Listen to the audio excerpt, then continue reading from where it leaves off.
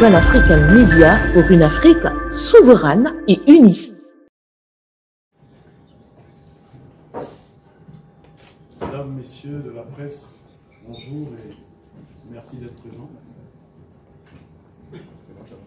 À la faveur de la conférence de presse que j'ai tenue le 25 janvier dernier, j'avais évoqué les innovations apportées au code électoral.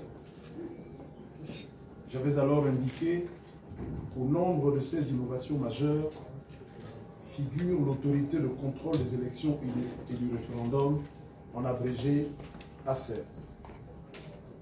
Il s'agit d'une autorité administrative indépendante et non permanente ayant pour mission non seulement de veiller à la bonne organisation matérielle des opérations électorales et référendaires, mais également de proposer les correctifs nécessaires à tout dysfonctionnement constaté. À ce titre, les dispositions pertinentes de la loi portant code électoral en République gabonaise attribuent à la CER le pouvoir de s'assurer du respect de la loi électorale, et ce, en veillant à la régularité et à la sincérité des scrutins, en garantissant aux électeurs ainsi qu'aux candidats en présence le libre exercice de leur droit. Pour accomplir cette mission d'importance capitale, la CER est composée de 9 membres désignés à l'issue d'une procédure de sélection qui s'ouvre par un appel à candidature.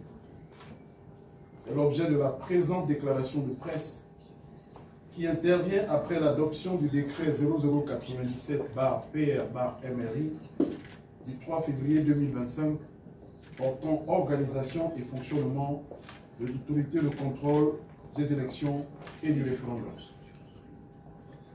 Mesdames et messieurs, conformément aux dispositions de l'article 32 de la loi 001/2025 du 19 janvier 2025 portant code électoral en République gabonaise, le ministère de l'Intérieur et de la Sécurité publie un appel à candidature en vue de la sélection des 9 membres évoqués précédemment.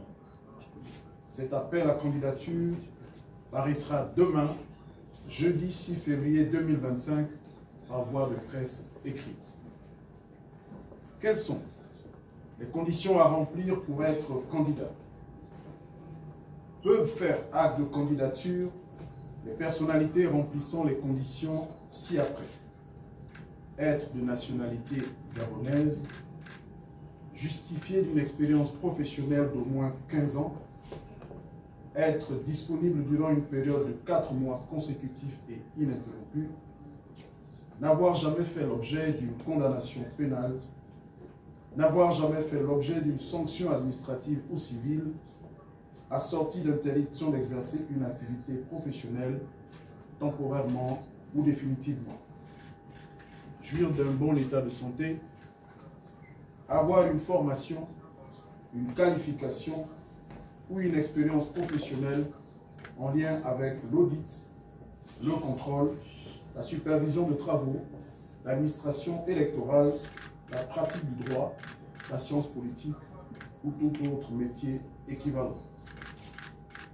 Il convient de relever que, outre les conditions d'accès, le Code électoral prévoit un régime d'incompatibilité par lequel certaines catégories de personnes ne peuvent être membres de l'ACER.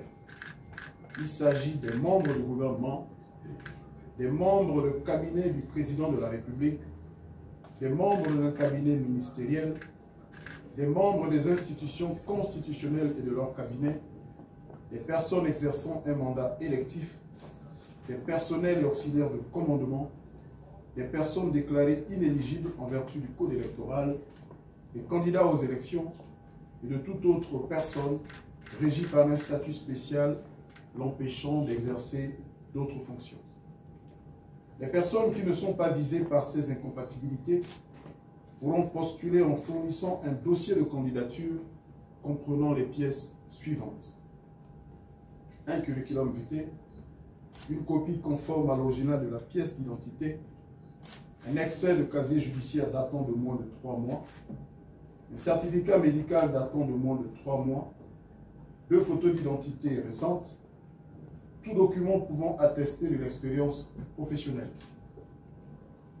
Mesdames et messieurs, c'est l'occasion pour moi de convier à se porter candidat les Gabonaises et les Gabonais animés de la volonté de participer à l'organisation d'une élection présidentielle transparente et crédible.